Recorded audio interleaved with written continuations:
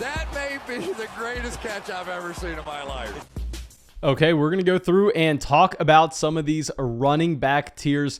Now, not going to lie, I don't want to say this is what we had back in week 7, where it was just brutal with the bye weeks, with all the injuries, but it's kind of similar now in week 9. We got a lot of buys. We've got a lot of injuries. So yeah, we're going to have to go pretty deep, but you know what we have to do before we dive into it? We have to give away some Fantasy Flock Network hats for the subscribers of this channel that went there and dropped a like and left a comment with the last video. Our winner is going to go out from Trevor and James. Thank you so much for supporting the channel. And of course, when you win a Fantasy Flock Network hat, make sure that you go and email me ASAP with your physical address so I could get you that hat out as soon as possible. And also, if you want a Fantasy Flock Network hat, if you want our rest of season rankings that have been updated as of yesterday, you want our dynasty rankings, you want to get an in-depth podcast breaking down your fantasy team, you want to get in our group chat. There are so many things going on all over there in the flock on Patreon. So of course, if you want to join a great community of people that support this channel and get all those perks at the same time, you can go join the flock. You can find that link down there in the description of the video. And also, if you want to support this channel and have some fun and get in on some player prop action, you can also do that by signing up for Underdog Fantasy with promo code FLOCK. When you use promo code FLOCK and sign up for Underdog Fantasy with a minimum of a $10 deposit and a maximum of a $100 deposit, with your first one, you actually get that matched $1 for $1 by Underdog Fantasy. Of course, all the way up to $100. They're not paying you $1,000 or anything to join. So make sure you go sign up for Underdog Fantasy. Check out some player props. Thomas, would you mind throwing those player props up on the screen for us as we discuss some of these players? That way people in the video can go through and get an idea of what they're going to be looking at. But yeah, I think that should be it. Let's go through. Let's dive into these running backs. Let's start it off with a running back that has been absurd as of late. With our running back 1 in tier 1, let's go over to Jonathan Taylor against the New York Jets. So with Taylor, obviously, this is a running back that, he has been fantastic just pulling up what we have had as of late. You're going to be very impressed to see. Now, I will say, some of these matchups have been easy, but, they're not going to be nearly as easy as what you had against the Jets, where here over the past 5 weeks now, Jonathan Taylor has scored at the minimum 20 points every single contest, 20 points against the Dolphins, 32 against Baltimore, 29 against the Texans, 20 against the 49ers, 21 against the Tennessee Titans. The consistency has been there. And at the same time, this New York Jets defense, we know this is a team that you don't have to be worried about at all when you start your running backs against them. 2 weeks ago, they just let up 2 top 5 performances from running backs in New England. The New England Patriots dropped over 50 points, and you had both Brandon Bolden and Damian Harris with fantastic games. This past week with Joe Mixon, Joe Mixon comes out 14 carries, a rushing touchdown. He has 5 targets out of the backfield, 58 receiving yards, and a receiving touchdown to go along with it. Clearly, Jonathan Taylor has that elite floor ceiling combination based on the talent profile. And also this Indianapolis Colts offense with Michael Pittman having his full-on breakout. We'll get to him in the wide receiver ranking video tomorrow. I really think that the just floor ceiling combination in Indianapolis is a little bit higher with all these skill positional players regardless. Yeah, Jonathan Taylor going to be our running back 1 this week because, our next running back, Dalvin Cook, coming off a down week. And also he has a much tougher matchup here. He will be going up against a pretty good Baltimore Ravens defense. Of course, this Ravens defense hasn't been as good as what they've been in previous years,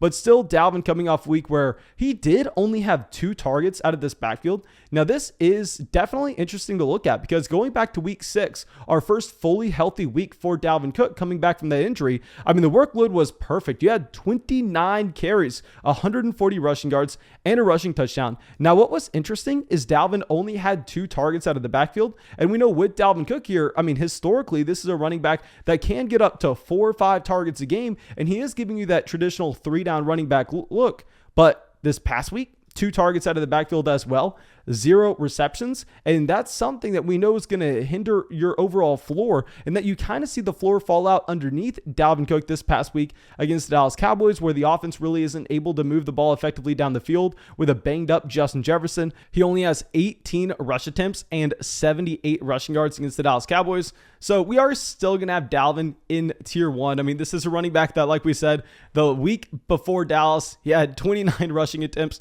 and 140 rushing yards. But if the usage in the receiving game isn't going to take a step up, I think you have to be probably worried about Dalvin. And you know what? now that we say this out loud and we really look at the opportunity for these running backs, you know what? Let's move Dalvin to 3. I apologize for this, Thomas. Let's flip-flop Najee Harris and Dalvin Cook. Najee Harris is going to jump up to 2 here because with Harris, if you're going to be going right back to what we had with Jonathan Taylor, I mean, this is a running back that the floor-ceiling combination is elite. Like if you go through and if we remove what you had in week 1, I think it's safe to do that with a rookie running back saying, okay, well, maybe he just needs 1 game to kind of get used to the NFL. Let's remove what you had from week 1 with Najee Harris.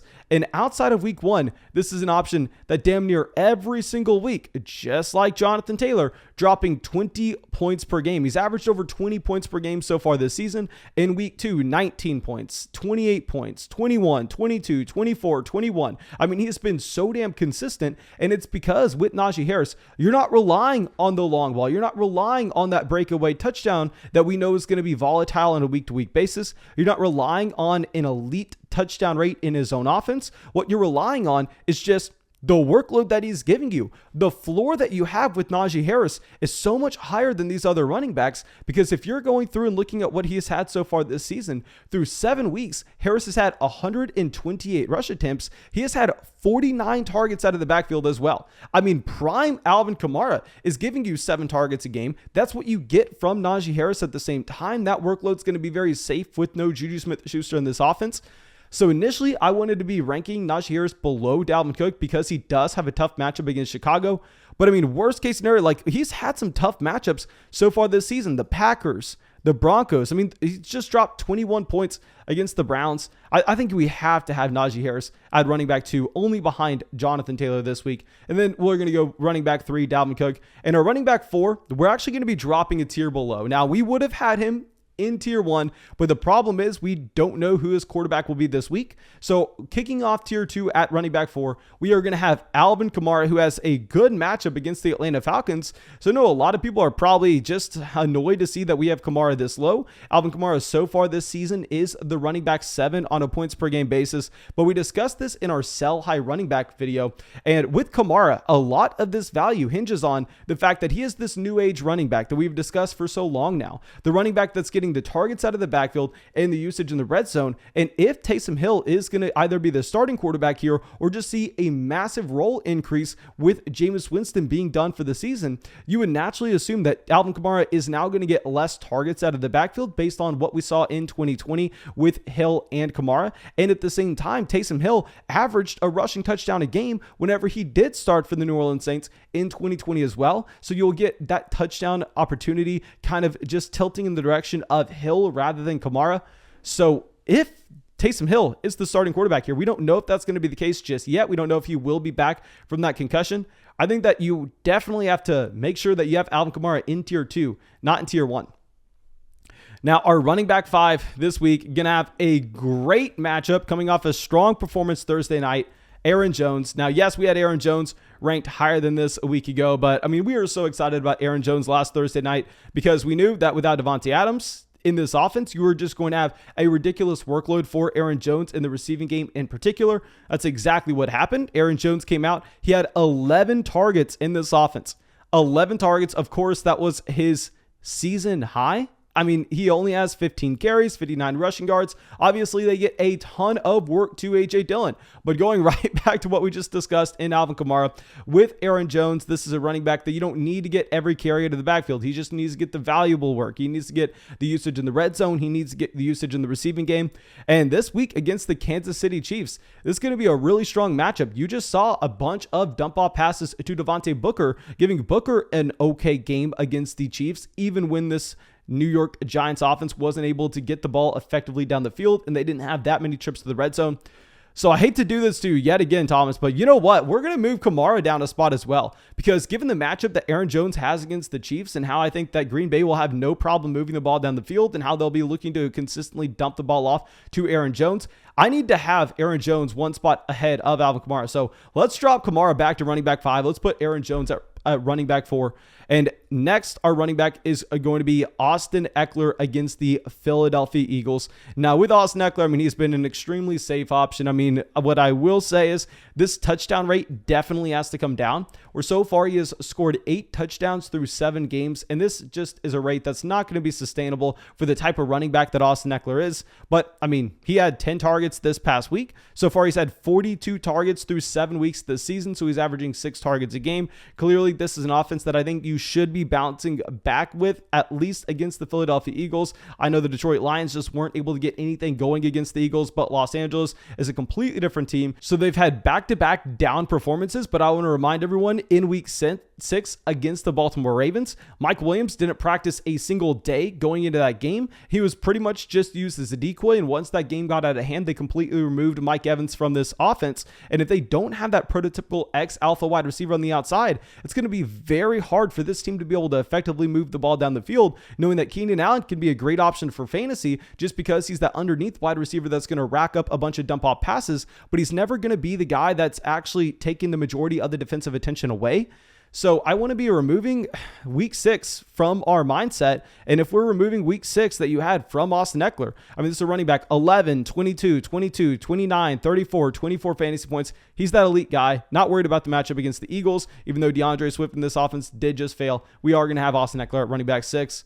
Now, running back 7, tougher matchup. We will have him in this same tier just because, I mean, we even saw with no Dak Prescott that this offense is going to be elite. We'll go with Ezekiel Elliott here. And yes, this past week, we ranked Ezekiel Elliott as a low-end running back 1 instead of a high-end running back 1, and everybody lost their goddamn minds. He comes out, he has 11 fantasy points, 16 carries, 50 rushing yards, 4 receptions, and 23 receiving yards at the same time. Now, I will say, I think the reason we ranked him that low was not valid because we were worried a little bit about the Tony Pollard usage that you'd have in this Dallas Cowboys offense. Pollard's usage has actually consistently gone down from its high back in week 2. You're clearly looking at Ezekiel Elliott as that 75% snap rate player, which is what he kind of needs to be in an offense that can easily drop 40 points with Dak Prescott at quarterback. Now, it's not going to be a great matchup against the Denver Broncos, but knowing the Broncos may have a hard time putting up points against the Dallas Cowboys here, maybe you get the Dallas Cowboys leaning on the run a little bit more, especially with Dak Prescott coming back from this injury. I would imagine that Dak is definitely good to go this game. But yeah, we are going to have Zeke at running back 7 as the last guy in this tier. Now let's go down to our third tier. Let's lead it off with someone y'all know we've been very excited about, telling everybody to trade for him as of late, Darrell Henderson. And now with Henderson, he crushes in week 8, and he has a pretty good matchup this week as well. Well, Darrell Henderson was a top 5 running back. He did do this with 2 touchdowns. This is not going to be sustainable if you're going to be looking at the fact that he only had 2 targets out of the backfield. But keep in mind, this was a game that just wasn't competitive in the slightest between the Houston Texans and the Los Angeles Rams. So there's no reason for the Rams to be looking to aggressively push the ball down the field through the air and have to use Darrell Henderson a lot in the receiving game. Clearly it was just a spot, and you get up big early with your guys like Robert Woods, Cooper Kupp, then you just run the ball down. But now against the Tennessee Titans, there's some sneaky appeal that you could have for just this game. I don't want to say to turn into a full-on shootout, but let me pull up the implied team totals that we actually have, because I want to remind everybody here, while I have been a profitable fantasy football player over a large sample, if I was going to try to come out here and tell you that I was going to be able to beat Las Vegas, of course, that's not going to be possible. Nobody on YouTube making videos right now, I can guarantee you this, could go out there and over a large sample beat Las Vegas spreads. That would be very, very surprising. Prove me otherwise if someone can do that. But yeah, we're going to be looking at Los Angeles right now with a 31-point implied team total according to Las Vegas. The over-under on this game between the Rams and the Tennessee Titans is currently at 54. This looks to be the second highest over-under of the entire week, only behind the Green Bay Packers and the Kansas City Chiefs. So yeah, I think that we definitely want to be trying to bet on the Los Angeles Rams offense here, especially if you're going to be getting this game possibly being slightly closer than what you had against the Houston Texans. It will be a lot closer. So yeah, let's go Darrell Henderson, our running back 8. Now, running back that I got wrong this past week, and Nick Chubb. I mean, we don't have him anywhere, but y'all know Nick Chubb, I was saying, was going to be a top 3 running back option with no Kareem Hunt, because Dearness Johnson was not going to be able to see the 4 receptions a game as Kareem Hunt usually does. He was not going to step up into that Kareem Hunt role. That was true. It didn't matter, though, because even though Dearness Johnson didn't come out and get those 4 receptions, my assumption of those guaranteed to go to Nick Chubb was flat out wrong. That didn't happen. I will say it's a good matchup against the Cincinnati Bengals, where Michael Carter just posted up the running back 1 total of the week. Still, Nick Chubb going to be a top 10 option.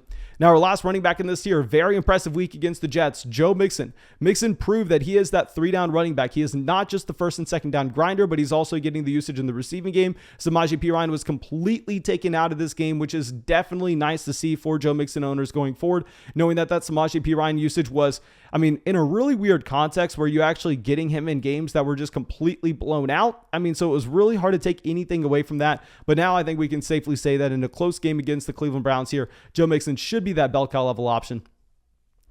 Now let's go to our next running back tier. And this tier is going to be really tough. I will definitely admit that here. We're going to start this one off with Cordell Patterson against the New Orleans Saints.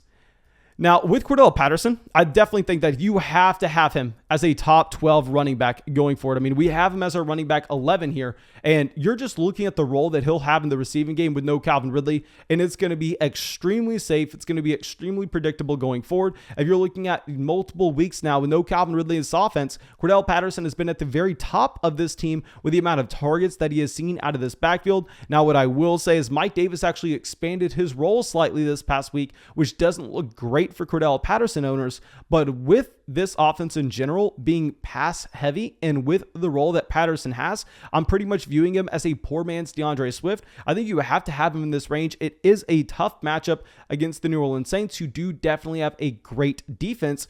And if New Orleans has Taysom Hill at quarterback, they're essentially going to be playing keep away. If we're looking at the implied team total right now, according to Las Vegas, I mean, Atlanta's supposed to have the 4th worst offense this week, only behind the Bears, the Jags, and the Jets. But still, I think the PPR value with Patterson will definitely be there. Now, our next running back at running back 12 is going to be Michael Carter. The running back 1 this past week. Now, I will say, I want to monitor Tevin Coleman. I mean, it doesn't matter too much if Coleman is in or out of this lineup. It will make a small impact where we're going to be starting Carter regardless. If Tevin Coleman does come back, we'll probably move him to the bottom of this tier. But this past week, why you love Michael Carter is the usage he gets in the receiving game. I mean, he actually had 9 targets against the Patriots back in week 7, 14 targets against the Bengals this past week. This was always the bullish case with Michael Carter if you liked him coming into the fantasy drafts. I mean, we were never saying that he was an extremely athletic running back. I mean, I actually thought that he looked very similar to what you had with someone like Devin Singletary, if we're going to be completely honest here. But he did have the adequate BMI if you check out our Dynasty Rookie Draft Guide, where it was in his range of outcomes to be that 3-down player. And also, he was a great receiving running back coming out of college. So yeah, with Michael Carter, maybe not a great athlete, but it doesn't really matter. If you're getting 23 targets over the past 2 weeks at the running back position, I mean, this week in particular, not the best matchup against the Indianapolis Colts, but we will have him as a top 12 running back with all the injuries that you've seen. And now our next running back in this tier will be Elijah Mitchell. Now, Elijah Mitchell, tough matchup against the Arizona Cardinals. And with Mitchell here, I mean, definitely going to be bumping him up if you're playing in a non-PPR format. But the problem is he's just an option getting no usage at all in the receiving game. Very similar to what you have with Damian Harris. I mean, with Damian Harris, this is a running back that you're essentially going, can he get to 100 rushing yards? Can he get me a rushing touchdown? If that happens, I mean, you're excited. Now we're going to have Mitchell and Harris actually ranked back to back. You have Elijah Mitchell in the tougher matchup against the Arizona Cardinals, whereas you have Damian Harris going up against the Carolina Panthers. Now, the reason that I'm going to be ranking Elijah Mitchell at 13 and Damian Harris at 14, although their opportunities are essentially identical in both offenses, is that with Elijah Mitchell, this is a running back that you're saying at least his offense in San Francisco is a little more predictable going forward, just guaranteeing that we're going to have that production there. Because if you're looking at New England, outside of that 1 week that we had against the New York Jets, really hard to know exactly what we should be coming to expect from this offense, where I feel comfortable to say we know exactly what Elijah Mitchell is. Now, our last running back in this tier will be Chuba Hubbard. Now, Hubbard, been up and down so far this season. If you're going to be looking at what we've actually had with his usage in the receiving game, this is a running back that this past week put up a great stat line with 16 fantasy points. But at the end of the day, that was coming off of 82 rushing yards and a rushing touchdown to go along with it. He only had one reception out of the backfield, and it's a pretty tough matchup against the New England Patriots here. So I'm definitely a little worried with Chuba Hubbard. You know what?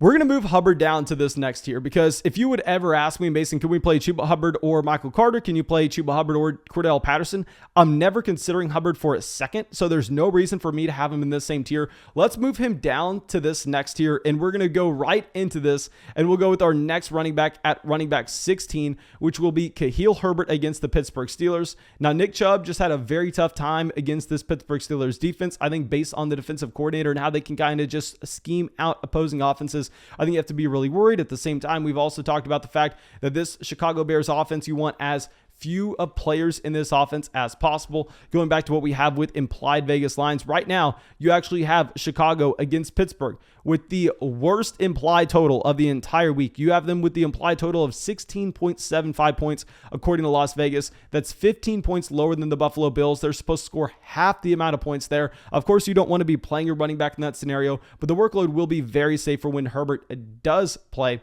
Now, our next running back in this tier, honestly, I could easily see myself ranking him higher than Herbert later this week, will be Zach Moss in a great matchup against the Jacksonville Jaguars. With Zach Moss, when it comes to the rushing workload that he had this past week against Miami, he actually essentially split that 50-50 with Devin Singletary. What was very strange here, however, is Zach Moss was the exclusive pass-catching running back out of this backfield, while Devin Singletary was essentially used only on first and second down. Zach Moss actually ended up getting 7 targets out of the backfield himself. It's a great matchup against the Jacksonville Jaguars, where you'd assume that Zach Moss, does have a decent amount of red zone opportunities as well. So we're going to go Moss at 17. Could easily see me moving him up to running back 16, however.